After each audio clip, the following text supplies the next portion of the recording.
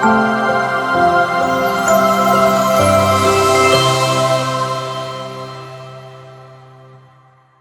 இயேசு கிறிஸ்துவுக்குள் எனக்கு அருமையானவர்களே, நம் ஆண்டவர் இயேசு கிறிஸ்துவின் நாமத்தினால் உங்கள் அனைவரையும் வாழ்த்தி வரவேற்கிறேன். பிரியமானவர்களே, கடவுளுடைய குரலுக்கு நாம் செவி கொடுக்கின்ற பொழுது அவருடைய மந்தையினுடைய உறுப்பினர்களாக நாம் மாற முடியும்.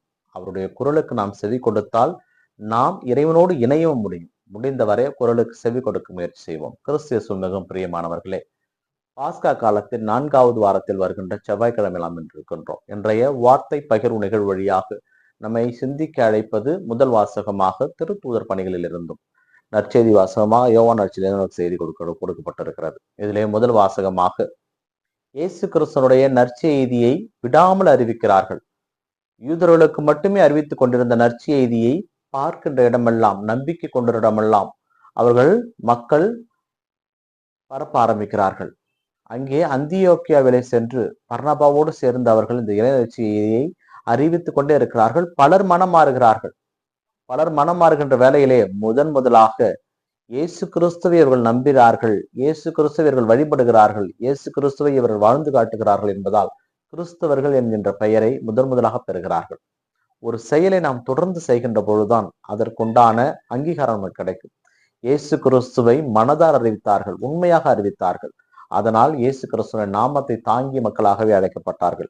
இவர்கள் கிறிஸ்தவர்கள் என்று. கிறிஸ்து இயேசுவில் மிக பிரியமானவர்களே, அந்த கிறிஸ்துவை நாமும் நமதாக்கி கொண்டால் நாமும் கிறிஸ்துவர்களாக வாழ முடியும். கிறிஸ்துவர் என்பது பெயரளவிலே அல்ல, வார்த்தை அளவிலே அல்ல, வாழ்ந்து காட்டப்பட வேண்டியது.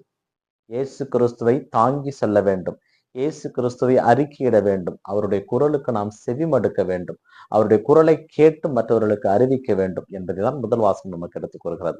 இந்த நற்செய்தி வாசகத்திலே யூதர்கள் இயேசுவிடம் வந்து நச்சரிக்கிறார்கள், நீர் மெஸ்ஸியாவானால் எங்களிடம் வெளிப்படையாக சொல்லிவிடும், எத்தனை காலம் நாங்கள் காத்து கொண்டிருப்பது என்று சொன்ன பொழுது இயேசு அவரிடம் சொல்கிறார், நான் முன்னே சொன்னேன், நீங்கள் நம்ப மாட்டேன் என்கிறீர்கள். ஏனென்றால் நீங்கள் எனது மந்தையை சேராத ஆடுகள், என் மந்தையை சேர்ந்த ஆடுகள் இதோ இருக்கின்றன, என்னை நம்பி என் குரலுக்கு செவி கொடுத்து என்னை பின்தொடர்கின்றன. அவற்றுக்கும் என்னை தெரியும், எனக்கும் அவற்றை தெரியும். அதனால் இவர்கள்தான் என்னுடைய மந்தைகள், எனது குரலுக்கு செவி கொடுக்கிறவர்கள், நீங்கள் என்னை சாராதவர்கள் என்று இயேசு இங்கே சொல்லுகிறார். இங்கே இந்த இயேசு கிறிஸ்துவனுடைய குரலுக்கு நாம் எங்கெங்கெல்லாம் செவி மடுக்காமல் இருக்கிறோம் என்றால், அவருடைய குரல் நாள்தோறும் ஒலித்துக் கொண்டிருக்கிறது.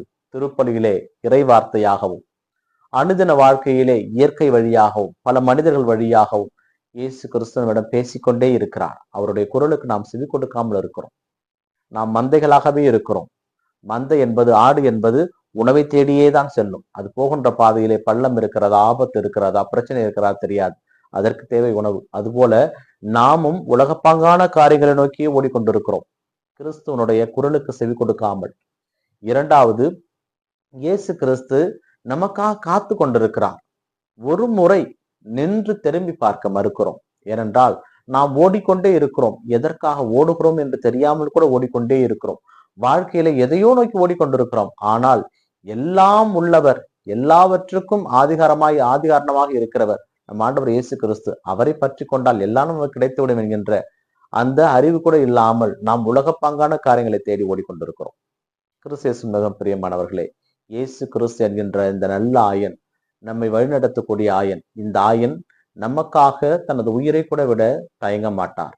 இவர் முன் செல்ல அவரை நாம் பின்தொடர வேண்டும்.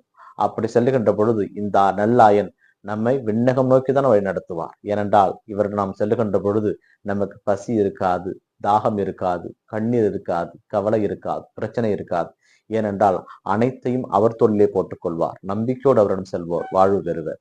இந்த நாள் உங்களுக்கு இனிய நாளாகவே அமையட்டும். இறைவனையை சென்று வாழ்த்து பெறுவாராக. ஆமேன்.